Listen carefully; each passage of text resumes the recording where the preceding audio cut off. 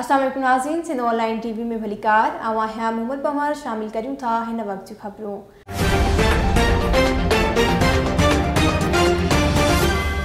नाज़रीन, कत्ल जे मुख्य जवाबदार तैयब जट की ज़मानत के लिए मीरपुर खास जी कोर्ट में मोअज़्ज़िज़ अदालत के संदस ज़मानत के लिए दरख्वास्त ॾिनी वई, जंहिंखे अदालत सगोरी पारां रद्द कंदे जवाबदार के गिरफ्तारी जो हुकुम ॾिनो, पर जवाबदार तैयब जट कोर्ट जी आहते मई गुम थी वियो।